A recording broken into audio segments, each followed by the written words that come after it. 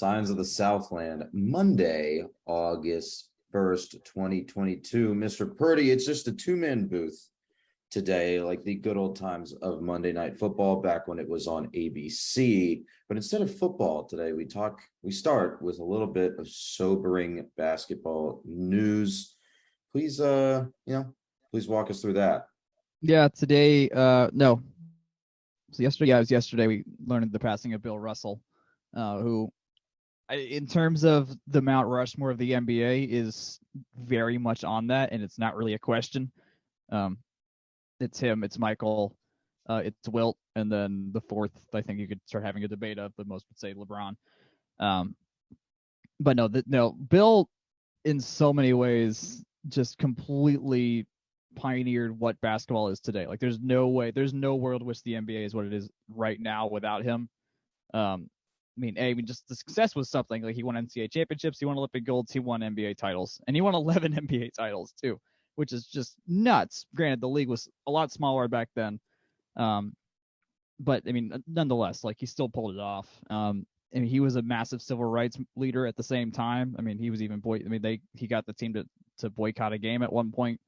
There was, and this was back in the age. This was the '60s. It was a much different world, much different America, and he's living in Boston at the same time. Which, I don't want to rail on Boston, but we know you don't want to paint with a particularly broad brush. No, but if you know your history, you understand, and just there's plenty of video you can go out there and see of just like how different.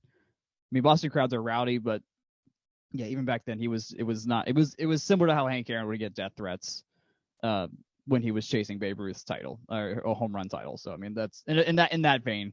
It's pretty similar. No, the MVP award is named. No, I think it's the Finals MVP award is named after him. He has been on the court the last few years, actually being able to present the award.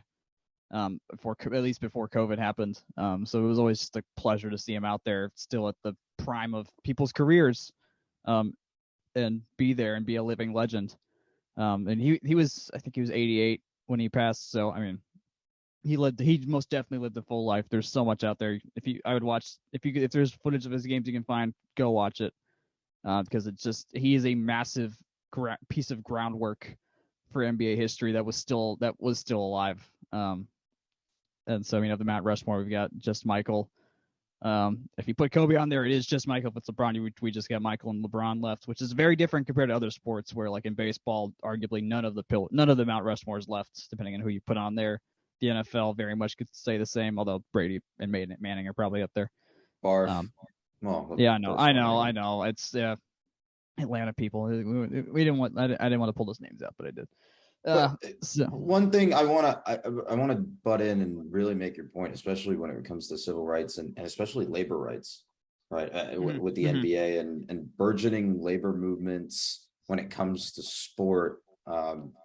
One of the anecdotes shared on Twitter about Bill Russell was this is from Bennett Herbert. I think this is from a book of a review of Wildcat Strikes. I'm quoting an unknown author. The tweet is from Bennett Herbert on Twitter. Perhaps the closest thing to a Wildcat strike in sports history occurred at the 1964 NBA All-Star Game. Just hours before tip-off, the players took a vote to determine whether they would refuse to play unless the league agreed to implement a pension plan. The vote was 11-9 to strike, with Boston Celtics star Bill Russell leading the pro-strike faction. 15 minutes before tip-off, NBA Commissioner Walter Kennedy agreed to create a pension plan, and the game was played as scheduled. This was the greatest victory for labor relations in professional sports to date. And Bill Russell is the architect of that, right? It's a close vote, but at the same time, he's at the forefront of all of these movements. He's at the forefront of NBA labor rights, pushing the boundaries there. He's at the forefront of civil rights as well. One of the quotes that sits right next to Boston City Hall. This is from the Moon Crew Discord. Someone shared it in there. There is no such thing as other people's children. They're the next generation of Americans. Right? Yeah. Just a very, you don't really have to be a basketball person to understand why Bill Russell has had such a massive impact on not just the league, but the United States and how culture has developed. Yeah, no, I mean, this is a Georgia Tech podcast, and Bill, as far as I know, has no real connection to the place. But this is a American legend we're talking about here. Yeah. This is your tenuous sporting connection. Your tenuous sporting connection, if you want one, is I did a tour. Well, not really a tour. I lived in San Francisco for a bit next to the University of San Francisco, and he won back-to-back NCAA titles at the University of San Francisco in, I think, 63 and 64. Might not have been 64, but you get the point, right? Yeah. Like he's just won so much and meant so much to the game that even if you're not related, I think you gotta tip a cap.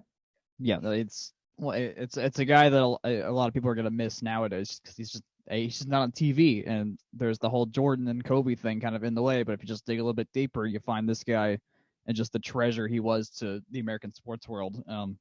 And it's just mind blowing what he did to just be the guy he was and what he faced, and to make so many parts of the current sports world what they are and make it better. So amazing individual. Obviously, thoughts and feelings and prayers go out to him and his family. Mr. Purdy, how are we going to pivot away from that, huh? It's a hard one to pull off, but I mean, I see a rainbow. Can I? That's the best I got. I see a rainbow right now, quite literally, while I'm outside here. Your rainbow from your neck of the woods probably ends somewhere along Techwood Drive, right next to Georgia Tech's campus, which is undergoing a lot of construction progress, a lot of stuff in motion, a lot of new projects in motion. Mr. Purdy, you spent some time on campus this week. Thank you. Amazing segue, I know. You spent some time on campus this week. Please walk us through, as in this next segment, some of the updates, some of the new things as campus prepares for another academic year to begin. I got to stand in line with the almighty Buzz at the new Chick-fil-A at the Student Center. It was a delightful time. He was just there, just checking what people were going to order. So he was just being his little fool self. I'm surprised he just didn't go in the kitchen and just start grabbing food and just handing it out. Like, that seems far more on par for him. But I think he at least knew. If you've ever been near Buzz, you'll notice that he has a particular stench, and the fur, air quotes, fur is of a particular consistency that I would not say is particularly food safe. I do understand that the people that we're gonna go behind the curtain here. The people that breaking kayfabe can't do the breaking kayfabe. Fourth wall break. No fourth wall breaks. No, go for it. Yeah, the people that are responsible for also washing the suits. So it is in the interest of the cosplayer to keep it in a situation where they don't have to keep it clean. Yes. I will say before you continue, my worst experience with Buzz, if you can call it a worst experience or bad experience, was at a women's basketball game, I think 2 or 3 years ago. Actually, it might have been like my sophomore year at Tech, where the Buzz sat on me and I just got the full frontal of the stench, this particular stench of the suit, and it would not come, like the stench would not come out of my clothes. Like, I had to wash them a couple times to get it out. So there's my Buzz story. Please tell us more about Chick-fil-A, the Student Center and stuff. But so that all that gets to, the Student Center is open. It is there. You can go to all 3 floors. I did not go to the 3rd floor today, even though I should have, because that's the one floor I haven't been on. But for those that know, the part that had like rec radio and a lot of the meeting space of the Auntie Anne's and the subway, that whole building got taken down, rebuilt from the ground up. That is a far more functional space now. There's a ton of space just to study and do whatever, just general purpose space. Their rec radio is still there now. All the student media is now shifted over there, so the Technique will be over there. And then the other publications like North Ave Review and Arado will be over there, which is nice. I mean, there's a lot of like whiteboard, just like general study space. There's a music rehearsal room with a studio as well. So you could, in theory, I think there's a spot for them in the library as well. There's at least good recording spaces, but this is like dedicated music recording spaces. I think a lot of what tech misses or doesn't a lot of the things that tech needs is many outlets for music and art. And with Under the Couch, I don't think Under the Couch is there anymore. And I don't think Under the Couch has been moved somewhere. Yeah, so there's at least some musical part here, and it's a very nice looking. If you're a student or you have a kid who's there who plays an instrument, please have them go use that space, because the odds are going to get free access to that kind of equipment ever again is next to none. So it's a really cool space. I'm trying to find the camera that I found the last time we were looking at this. Oh, but yeah, if you want to go in there, if you want to go in there before school starts, before football or volleyball season starts, you can go to the Chick-fil-A from 11 to 4.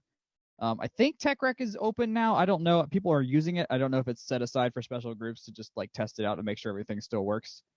But the food options are plenty. It's a very nice looking building. It is also named the John Lewis Student Center, I should mention. Not just the Student Center. For those that really know the area, I do not know where the time capsule went. That was in. I thought they said they removed it. I think they had to, because the pillar that it was in is gone now. That brick square pillar is not there. So I do not know. Sounds like something to do some journalism about. This sounds like a project for somebody to do. At a paper that I used to write for. Some enterprising journalist. Okay, yeah. I can't find the camera anymore. That's sad. I'm gonna have to. That sucks. They may have just taken it down since it's done, but yeah, that's possible. So it's very functional. You can go in there, you can walk around. It's a good time. It looks a lot better than it used to, of course. It looks new. It matches a lot of the other buildings, which is something. So when you go inside a building at Tech, I think they're slowly but surely creating their own flavor of building interiors for when they refresh a building. Mm-hmm. So that'll be fun. If you're on campus, do stop by, because you'll enjoy seeing it. The other bit that I saw though was there is a lot of construction happening at the football gate. At least it's fenced off at the gate around Bobby Dodd at the intersection of Techwood and North Ave. At the what is that, gate 10? Yeah. The family I do not gate. know what they're doing. They took the lamp post down. The gates they're open, but there's a lot of fencing around it. There's some crane thing in there, but I can't exactly tell what they're doing. I just know it's blocked off. I don't know if they're doing like underground electrical work or something. Don't know, but that's the case there. The rec garage has still got a ways to go, and it's roofed off, but there's still a lot of dirt around it. That's what I was looking for the camera for. The rec is not ready to go there. Absolutely. So that is what I saw this week on campus in terms of what is getting built. Woof. That's a lot. I mean, we've been talking for a couple months now about how campus is slowly evolving, right? Like, especially as some of these pieces come together. Like during my time at Tech, both of the libraries got renovated. The second library renovation, the Price Gilbert renovation, didn't even finish up until after I'd graduated. Right. Yeah. But both of those were planned and executed during my tenure. The campus center construction started while you and Jake were there. Jake is long since graduated. You just graduated, so they're finishing. They're finishing the campus center. They're finishing both stages of it, right? Because phase 1 was delivered while at least you were still on campus, and now phase 2 is getting delivered right now. At the last couple pieces, and one of the main reasons, other than the rec garage, that I wanted to see the camera is because they're still working. The last time I checked it, they were still working on the Campanile area. Yes, that is correct. There's still a lot of dirt down there. Like I think like the pump or whatever to like for the water, like that whole underground part's still exposed. So they still got it. Just based on what I've visually seen, I don't know if that's going to be done before classes start for the fall. I think it's entirely expect that to still be fenced off because classes start in 2 weeks. Yeah, unless they just have managed to get everything else set up to where they just lay down the pavement, lay down the cement, and then just it's dry and it goes. I think they've still got a ways to go there. But that'll be open by the end of the semester without a doubt. So I'm not worried about that. And obviously, you also have the rec garage that will be done. I think the rec garage will be done at some point during the spring. I think that's the last estimate that I saw, but it will be done. So I mean, after this is done, and just to wrap up and give like a short preview of what's coming next in terms of construction, at least from what we know, after this is all is done and they finish the Campanile, that's it for the campus center. But the next major project will be the Scheller and the ISYE towers in Tech Square. Yep. That lot is currently a parking lot. Yes. As far as I have heard, this is not sourced. This is just from other stuff that's online. There is some issue in terms of funding that Georgia Tech is trying to figure out with the state for that. Yeah, so that's what I understand as well. Yeah, that is on pause. I'm not going to use therapy words. That's just piecing together context clues from the internet. That is what I have understood. There, elsewhere on campus, well, adjacent to campus, really, and another massive construction project was undertaken during June. It's the annual putting together of the Atlanta Open. Well, I guess it was technically July, but they built most of it during June. July. Yeah. Point aside, Georgia Tech had Andres Martin participate on the men's side. I believe he got a wild card bid, and you were there on college night to watch his. Go ahead. Yeah, it kind of felt it felt more of a Tech home match than actual Tech home matches feel. It was insane. They pulled out all the stops for him, right? They got really the did. Mayor there. The mayor was there the entire weekend, but they had the mayor there. They had Jeff Collins there. They obviously, I'm sure the coaching staff was there. They got your podcasting visual mediums, so no one else can see this. But the rec drove Andres Martin. I believe it was into the arena, right? Yeah, they drove him there. Yeah. So, no, tell us about the match. Tell us about the experience. They pulled all the stops. The Atlanta Open, if you haven't been, I think a lot of people end up there just because it's here every year. It's not the most expensive sporting ticket. We'd only get pro tennis once a year in the city. They have stepped up their game there a lot. The grandstand court's really fun. I was lucky enough to get basically not the full VIP thing, but like the one where you can go into an air conditioned area and get catered food, and you are on court level of the grandstand court, so you can eat. So I was eating my tacos while basically on the baseline of the grandstand court and watching a doubles match go at court level, which was really cool to see. And then afterwards, I'd forgotten that the ticket that I had was for college night. That was just the night I could go.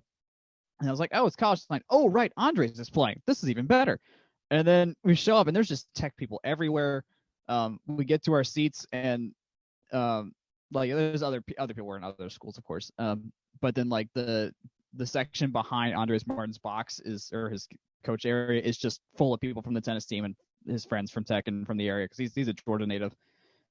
It really just felt like the closest thing a home match could feel like for just on the pro circuit. Now, of course, how the Atlanta Open operates is they make sure they have a local college guy come every year to play. And so he got the slot this year. It was sadly a Athens Community College guy last year. He was good though. So we get there, and I noticed Coach Collins and Mike Flynn are on the court, and I was like, what are they doing here? I didn't calculate in my head. I'm like, oh, Collins is here to do the coin toss for who serves first. And so they did that, but when they brought him in, they played the fight song, they put the Georgia Tech logo everywhere, they had cheerleaders. They did not have the rec drive him out. Sadly, that would have been great, but they didn't do that. I don't think from prior experience, I do not think that the opening that they gave him from the locker room onto the court was large enough. No, well, it was more than I was expecting, that's for sure. Buzz was there, and he walked him out, and then played the fight song before. He had his match, and then he won. And they did it again and put Tech logos everywhere. Collins watched about 5 games, and then went wherever he needed to go. The second set, I noticed Joseph Martinez from Atlanta United was there. There's apparently other United players there as well, but Joseph stayed for the whole time. But no, he was facing Kokkinakis from Australia, and he just beat his butt, man. And Kokkinakis would go on to win the doubles tournament with Nick Kyrgios. So it was an interesting little situation there. He was slated to actually face Kyrgios in the second round in theory, but Kyrgios didn't play singles because he had a knee injury, or he just didn't want to flare up his knee more than he had to play. So we actually lost to the wild card in the second round, Adrian Manarino. No, the lucky loser. Sorry, Manarinos, who filled in for Kyrgios, won his first round match, and then beat Andres Martin in the second round. I was not there for that match, but he played really well. It was a really fun time. The crowd was good. He got a night match, so it wasn't deathly hot outside at Atlantic Station as it can get when it's just pavement everywhere. They treat you well there. It's a good small little tournament. It's the lowest rung in terms of like point value you can get on the ATP tour. So it's not like you're not playing for that much in theory, unless you're a guy who's like struggling to make the tour. Coco Gauff played it as for an exhibition. John Isner plays it every year because it's its own tournament. And some other Jack Sock plays it a lot too. So Marcos Baghdatis is a legend who's played before. Venus Williams has played it before. Not anymore though. So no, it's a fun time. If you can ever go to the Atlanta Open, it's worth it just to see some live tennis in Atlanta, because otherwise you kind of have to go like really far out to see live tennis in the U.S. So it's a good time.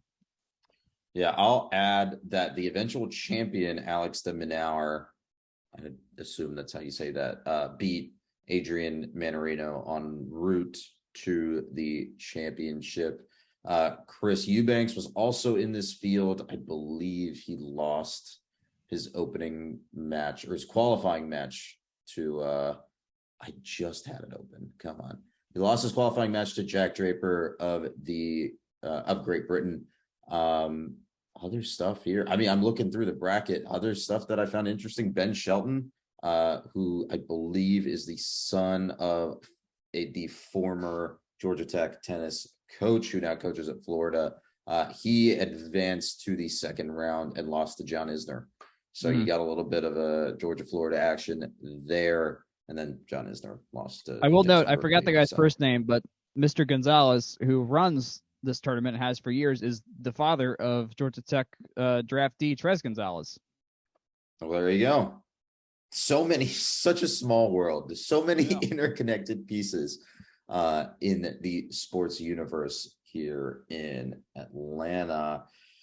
Let's move on to a different part of the sports universe in Atlanta, and especially at Georgia Tech, if you have nothing else to say on the Atlanta Open. That was everything. That rant was quite long. I mean, look, you said it, not me. So let's head over to O'Keefe Gym, not that far away from Atlantic Station, where the Atlanta Open is. The 2022 volleyball schedule has been revealed. We'll do a full breakdown of the volleyball schedule once we do the volleyball preview. That's coming up in a couple of weeks. But we did want to talk a little bit about some of the notable matches in this slate. And there's a bunch, right? This might be, I think this is going to be the most entertaining schedule of all the teams by far. And I think it's just as competitive as last year, right? Yeah. I think you saw Tech play UCF in the non-con. You saw Tech play Penn State in the non-con. Those were two really good teams last year, and they headlined it. But now Tech is adding a bunch more NCAA qualifiers to their slate. So let me just read out the non-con slate first. Ole Miss in their own Ole Miss Invitational. Ole Miss made the first round of the tournament. Illinois made the third round of the NCAA tournament. Dayton won the A10, was receiving votes in the final coaches poll, and made the second round of the tournament. Ohio State, who Tech saw in the Sweet 16. BYU, who won the WCC and made the Sweet 16. So that's just your non-con, right? Top to bottom. I think there's a couple stinkers in there. You know, Arizona State wasn't that great last year, but almost top to bottom, right? You're talking about NCAA qualifiers at minimum, almost, right? So it's kind of like, I mean, these are teams we beat one of them in the tournament and can beat others in this, but it's still a gauntlet of sorts. Like that's not a cakewalk. Like as soon as we're done, like we have the Golden White, and then we play South Carolina in an exhibition, and then it's go time. Like we do not have time to waste to get good fast. So yeah, I mean, none of these are tune-up games. Right? Yeah, not at all. You don't get a lot of tune-up time in this schedule, and that's going to be some of those early season, that Golden White game and that first exhibition match, or I think that only exhibition match versus South Carolina, who also NCAA tournament qualifier. They came to the Georgia Tech regional last year. you got to hit the ground running, especially with a team that's sort of, it's not rebuilding. I would not at all say this team is rebuilding after an Elite Eight appearance. I would say it's more reloading. We but it's replacing. Right. Yeah, we lost Brambia. We get the UCF girl whose name I'm forgetting. I feel guilty. But... Oh my God, this is gonna bother me. Please vamp while I find. Yeah, this. Well, we still have Bergman. We still have Bertolino. We did lose Maddie McKissick, but she's on a grad transfer, so stuff like same reason Sarah Bates left as well. Also, one more. I need to look at the roster. It's gonna bother me. Please continue. No, it's fine. But like we still have Breland Morissette, who's sticking around for her grad year. We still have Erin Moss for her senior year. Erin Moss, who's now an Adidas partner, by the way. I know, like this is still a very, very good team. I would in no way should this be treated as an off year or a rebuilding year. It's a retooling year, not a rebuilding year. Put it that way. The name that you can remember was Tally Marmon, Thank you. Who played, I believe, with the Israeli national team at the Maccabi Games over the summer. She was at UCF when Tech played at UCF last year. Yeah. The other person whose name I am not remembering immediately, and this is very embarrassing as someone who watched most of these games last year, is Kayla Kaiser. Kayla Kaiser transferred to Tulane. Yes, she did. I think Erin Moss obviously still here. Yeah. Kyla was a grad transfer too, correct? Kayla was also a grad transfer. You do have a bunch of depth and a bunch of senior depth as well on this team. Paolo Pimentel was not a was a rotational piece still on the team. Isabel D'Amico will slot in for Maddie McKissick. We'll go over the roster, right? We'll do all the that'll be a preview time. Yeah. Just so y'all remember the names for when we do the proper preview. There you go. Yeah, but it is a team that is retooling, right? It's going to have to find a rotation that works for them. And we saw last year that Coach Kali likes to keep that bench short, right? Once she has her 7, when she has her like nine ladies that she likes to play all the time, it's hard to break into that rotation. So, and hey, we did a lot of winning. So, did we ever? So I'm really interested to see. Well, I obviously put together a preview first, and I see how the team shakes out this year. Moving on to other schedule news. While I have you here, I know you're not the biggest cross country buff, but I will read out the cross country schedule while I have it in front of me. If the page will load, they will start at Berry College on September 1st, which is just a month away. They will head to North Alabama immediately after that. They have the Lehigh Paul Short Invitational in Bethlehem, Pennsylvania at the end of September, followed by the Alexander Asics Invitational the next day, which I assume that's a split squad. Another split squad on the 14th and 15th, Penn State National Open versus the Berry Invitational. So Penn State and Berry College. There, October 28th, your ACC championships. That's in Virginia. November 11th, the NCAA South Regional, and then November 19th, the NCAA championships. The South Regional is in Huntsville, which is the same place the North Alabama Invitational will be in September, and the NCAA championships are in Stillwater, Oklahoma. I know, no, we're not the biggest cross country, not the biggest track people, but I don't know. But when you hear some of these places, when you hear some of these courses, what do you think? Well, you know what? For work, I actually have been helping some teams get to Bethlehem for that same tournament or that same the Lehigh Paul short run in September. So it's actually kind of fun to know that my work life and my fan life will be meeting at this race. But I mean, that doesn't affect anything, or at least hopefully. If I do my job, it will not affect anything. No conflict of interest, of course. No conflict of interest whatsoever. No, I will not be sending the schools that I help out to the wrong Bethlehem in Israel or anything like that. That won't be doing that. But I think it's cool that we run at Berry twice. I mean, that's like, heck, that's the most.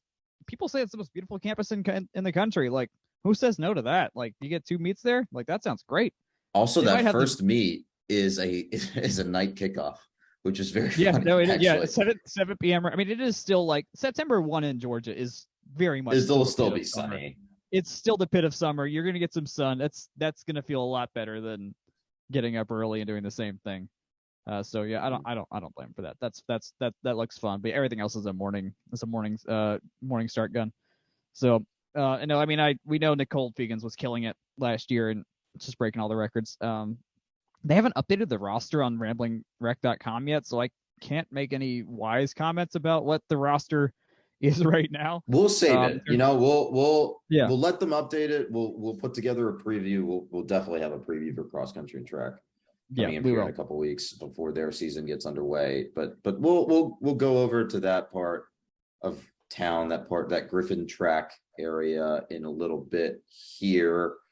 But instead, right now, let's pivot over to the Zelnak training facility. Let's talk about the women's basketball non-conference schedule. It is quite a bit different, wouldn't you say, from last year? Let's read out some of the opponents. I think all of these except for one game are at home. So that starts with the Georgia State, then Kennesaw State, Athens, as always, at Michigan State for the ACC Big Ten Challenge. They'll play Central Michigan. I believe that's the other end of a home and home, and then they'll play Furman as well. We don't have the full slate of ACC games just yet, but this is at least what we do have. No UConn on here. No UConn. I do not know if that is a home and home situation or that was just a one-off. I swear it was a home and home, and now I'm looking at the schedule. And I want to see if they have the future one posted. At least me to find it. I don't think they put up the future ones. They don't have the 23-24 up there at all yet. So that'll be something we could find out as well. They're usually pretty good about answering questions. So I mean it's some fun. I mean Central Michigan was a nice easy one last year. So I mean there's a win there. I don't know enough about Michigan State's team, but I do not remember hearing that they were a team to be at least when I was covering the team last year for the Technique, I don't remember Michigan State just being like a team we need to look out for in the tournament or anything like that. I have Michigan State pulled up. They were a 10 seed in the NCAA tournament last year. They lost 7 to Iowa State in the first. Oh, so we were both 10 seeds. Okay. So no, we were a 9 seed, right? Yes. We were 9. Okay. So played the 8. Yeah, that was a weird little slide at the end of the year really killed us in terms of our ranking. But okay, so no, there's a world where us and Michigan State were pretty even depending on when they played last year. The seed list is somewhere around here. Let me see. Yeah, I couldn't tell you right now just based on I'm not privy to what their recruiting stuff and who's left their team. We did beat the Lady Bulldogs last year, so it'd be nice to go at least 2 in a row here. Kennesaw State's the team that the Georgia State Kennesaw State games always happen, so this will be just fun to just see them around. Wait, this was the 21. Sorry, before you continue, this was the 21 tournament, not the 22 tournament. Oh, okay. So they have had 1 year off from the tournament after a long streak of making tournament appearances. So they they missed the 18 tournament, but they made 19, 17, 16, 14, 13, 12, 11, 10, 9. So yeah, they were racking them up and just slipped. Gotcha. I know they were also making it to the second round in all of those. So yeah, this is a game of very similar number fonts. Michigan State has the kind of like the similar like jagged like stinger thing in their numbers that Tech does. So you might see some similar looking uniforms at least in the numbers on the floor, but that's the biggest thing I can say there. I am interested to see if they do new uniforms this year. That would be another thing to track. The basketball teams have gotten new uniforms pretty regularly, honestly. Those are a lot easier to do as well because you only need like 2 or 3 sets of 16, 17 to really do it right. That's why the NBA is like, oh, we should just change a few of these every year because that makes it a lot easier, and it's not that hard to change it for a whole team, and unlike a football or baseball team. So not that hard. And our regular Clayton State exhibition game. Glad to see him again, of course. And then I don't really have any comments on Furman. Just please win that. Is all I'd really say. That's a lot of also, this. A few of these games are bleeding into World Cup time as well. So I mean, the Athens game is right on World Cup start week. Yeah, so it'll be the United States opens up their tournament the next day versus Iran. Obviously that December 1st mark versus Michigan State, I think, is still during the tournament. So it is. The NCAA will be wise to start as many games as possible after 6:00 Eastern time during the World Cup season, because they're just not gonna compete. I mean, they may compete in some areas, but especially on, I mean, man, I mean, okay, I feel like this goes beyond tech because it's just a murderer's. You get Thursday. You get one sentence. Thursday NFL, World Cup on Friday, every rivalry college football game on Saturday, more NFL on Sunday. World Cup right after that. You're still playing group stage games. It is the murderer's weekend. If you're a person that watches sports and you get off the couch for more than 4 hours a day on that, I'll be shocked. Good time to do some eating. That's all I got on that one. Mm-hmm. Just a good reason to be on the couch the entire week. I think that is all of the news items that we had for this week. This should be a pretty light episode if we didn't rant too much. Got anything else for me? I mean, I do want to shout out Section 103, one of the better. If you haven't seen their stuff, they got some. They have one of the. They got a licensing agreement with tech, so they have like official tech merch as you can get, but it's also independently run. It's some really cool stuff. I really like the hoodie. That's I think it's navy. It's like a navy blue zip, but it just says tech across it. I'm looking. I have the site pulled up. They also have the rights to some of the cooler logos. Some of the they logos. The ATL logo. They have a Tell with Georgia flag logo. So check them out. They got the Thriller Dome. They have Thriller Dome. They have a volleyball shirt. They have the Welcome to Atlanta script. They have the baseball script. It's a lot of good stuff. Yeah, it's good. And I mean, if you don't want to go to Barnes and Noble and you just want to buy online and buy it for some tech fans, like there you go. There's your spot. And they're taking suggestions on new shirts. There's a poll right at the bottom of the. They are. Right, you can vote on it right now, so you can fill that out as well. Mr. Purdy, next week, let's talk about what we're doing next week. Jake will be back from his vacation with the opening of the Student Center, like you mentioned, to open the episode. We'll probably do some talking about older editions of the Student Center, maybe the original Student Center. This will be enlightening to me. I'm not terribly well read on the history of the buildings pre my time on campus. But I didn't. Buddy, he's going to keep reading. He's already said there's pre-work to do, so I hope you come prepared. I'm going to get a master's in Jake education. I'm calling it Hardcore History Jake Edition. We will let him do the voice. We will let him do the Dan Carlin voice. If he doesn't, I'm throwing away the audio. I hope he realizes that. He will definitely be listening to this, so I hope he takes that to heart. Mr. Purdy, do you want to take his job and do our usual outro? Ooh, I'll give this a shot. Okay, on Twitter, we are at FTRS blog. Jake is at JakeGrant98. I'm at Jack Nicholas, not the golfer, me. You can email us at fromtherumble.seat@gmail.com. We do love all your mail because that helps us inform what we should write about, what we comment on, and just y'all are sometimes, I also say a lot of times smarter than us and just are also older than me and Akshay. So we could use your wisdom sometimes as well. Youth is a pox sometimes, you know. I know, it really can be. You can also come to our website and comment there at fromtherumble.seat.com, or find our podcast wherever fine podcasts are sold. And with that, thanks for listening. Happy August. It's the second part of the year. Go Jackets.